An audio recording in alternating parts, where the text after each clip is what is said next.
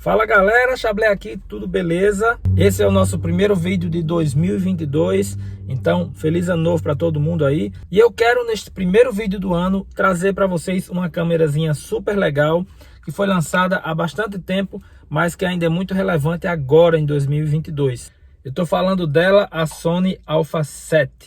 Vamos pro vídeo.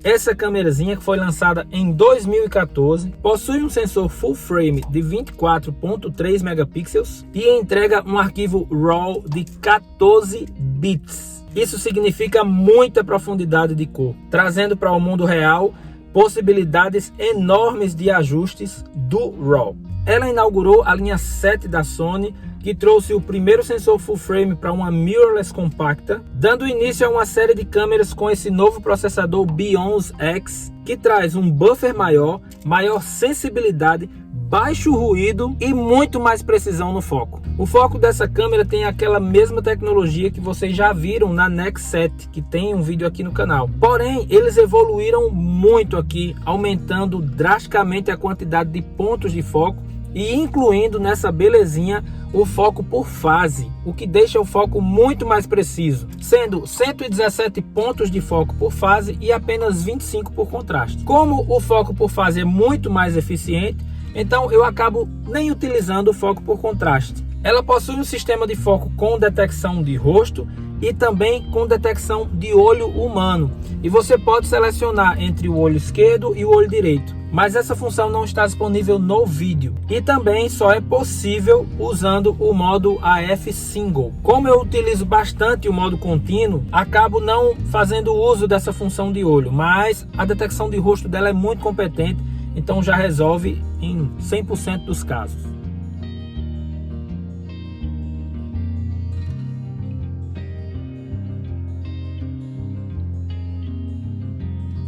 Este sensor já é retroiluminado, garantindo uma melhor focagem mesmo em ambientes com baixas luzes, e traz um ISO nativo que vai de 50 até 25.600.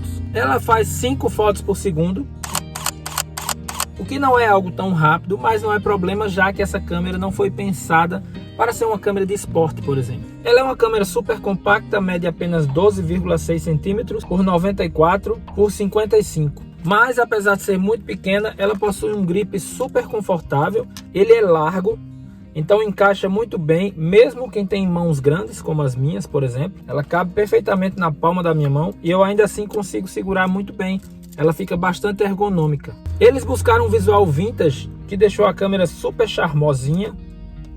A Sony construiu esse corpo com uma liga de magnésio, deixando ela super leve e também super resistente. Sem a bateria, ela pesa apenas 416 gramas. Ela possui selagem contra pó e umidade. Todos os botões e seletores são construídos com painéis duplos, garantindo assim a selagem para que evite a entrada de poeira e também de pequenas gotículas de água. Uma coisa importante, a Sony não garante a selagem contra a água. Então eu não recomendo que você se submeta a fotografar na chuva com essa câmera, como a gente costumava fazer com a 7D da Canon, por exemplo. É muito comum a gente ter medo de deixar os nossos sensores expostos assim, porque a gente acredita que qualquer coisa vai poder arranhar, marcar o sensor. Nos sensores da Sony isso não acontece, porque eles são fabricados justamente pensando nesse tipo de situação. A Sony colocou um revestimento no sensor, deixando muito mais resistente e inclusive facilitando a remoção de pó e poeira. Ou seja, pode limpar o seu sensorzinho que não vai arranhar não. Eles utilizaram a mesma bateria da linha Nexus, a NP-FW50, que em minha opinião é uma bateria medíocre, tá? Ela entrega pouquíssimo tempo de uso. A Sony corrigiu isso com os modelos A7 III, A7R 4 e aí por diante. Ela possui um display de 3 polegadas ou 7,5 centímetros. Já o viewfinder eletrônico é um espetáculo à parte. Construído em OLED, possui 2,3 milhões de pixels e entrega uma qualidade de imagem fantástica. Como essa belezinha é mirrorless, você vai enxergar a fotografia exatamente do jeito que você está fazendo. Ela vem com 3 dials para o controle da exposição, que você pode personalizar e mudar a ordem, trazendo abertura para frente, velocidade para trás, ISO para o dial central ou configurar da forma que fique mais confortável para o seu uso. Além dos dials, ela possui 9 botões que são personalizáveis e você vai poder configurar até 49 funções atribuídas para esses botões. Possui uma sapata de flash multifunção que tem o pino central para que você possa disparar flashes de qualquer fabricante e ainda os controles eletrônicos internos para que você possa utilizar com acessórios da própria Sony, como flashes, microfones, dentre outros. O menu possui 2 modos de visualização e você pode escolher entre esse modo normal ou o modo Tile, que separa as funções do menu por pastas, deixando muito mais fácil o acesso. Ela possui entrada de microfone, saída para fone de ouvido, conexão USB e uma saída HDMI para uso em monitores externos ou para conectar em aparelhos de streaming, caso você use essa câmera para fazer lives, por exemplo.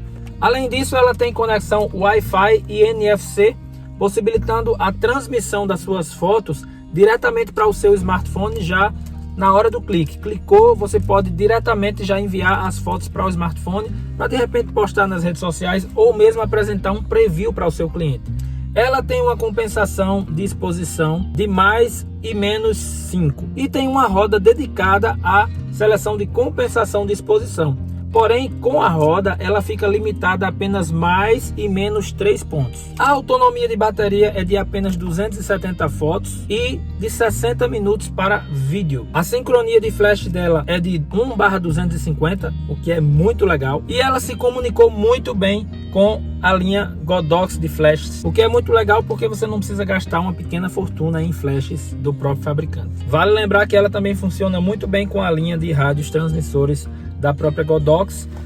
Eu não testei com outros fabricantes, como Yangnu, por exemplo, mas já testei com um transmissor baratinho, aqueles que fazem a transmissão apenas manual, e funciona super bem. A comunicação com High Speed Sync também é show de bola. Ela não possui Silent Mode, o que é bastante triste para mim, porque para fotos de pássaro, que eu particularmente gosto de fazer, ela acaba sendo um pouco barulhenta, o que espanta as aves na hora de fotografar, mas isso não vai ser um problema na maioria dos jobs que você vai fazer, até porque o clique dela é muito charmosinho e acaba não chamando muita atenção.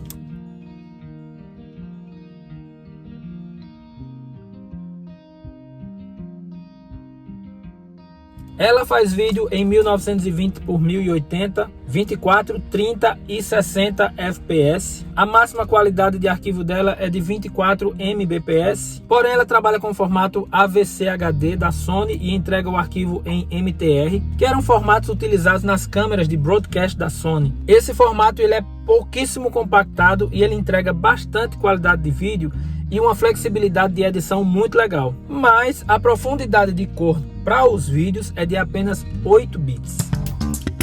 Minha conclusão sobre essa câmera: uma câmera que te entrega 24.3 megapixels com um sensor full frame retroiluminado, 117 pontos de foco, detecção de rosto, um RAW de 14 bits, possibilidade de conexão com múltiplos acessórios e um visual vintage maravilhoso. É claro que eu recomendo. Apesar de um formato de vídeo já limitado, em 1080 60 fps dá para você fazer muitas produções, dá para usar profissionalmente, dá para ganhar bastante dinheiro com ela e entregar uma qualidade incrível para os seus clientes. 2022 essa câmera permanece atualíssima. Dos pontos negativos dessa câmera eu vou citar o botão de disparo, que eu acho que nessa posição ele não ficou tão ergonômico.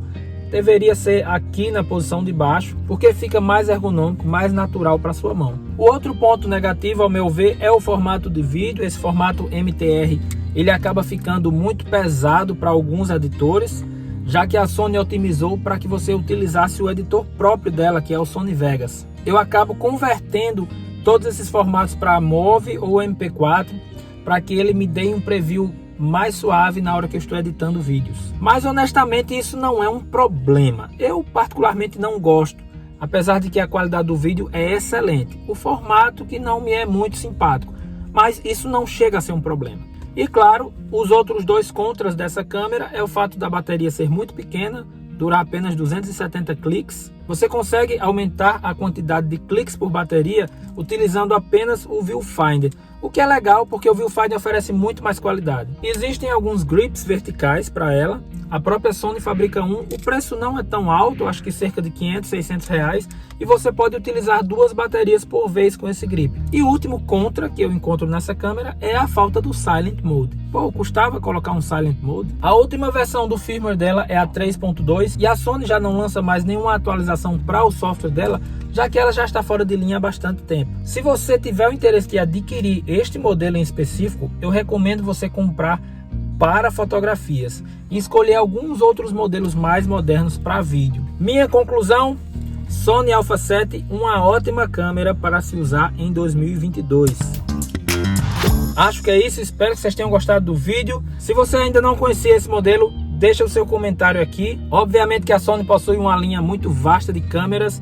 Essa daqui é de 2014, então depois dela vieram muitas outras que foram evoluindo, melhorando o sistema de foco, mas que honestamente entregam a mesma qualidade de imagem que essa pequenininha aqui. Não esquece que nós temos clube de membro, então se tiver interesse em conteúdos exclusivos, clica aí, se associa, que vai ser um prazer tê-lo no grupo dos Chablitos. Deixa o like nesse vídeo, compartilha com os amigos. Se ainda não é inscrito, se inscreve. Lembra que tem uma lista de canais parceiros aqui na descrição do vídeo.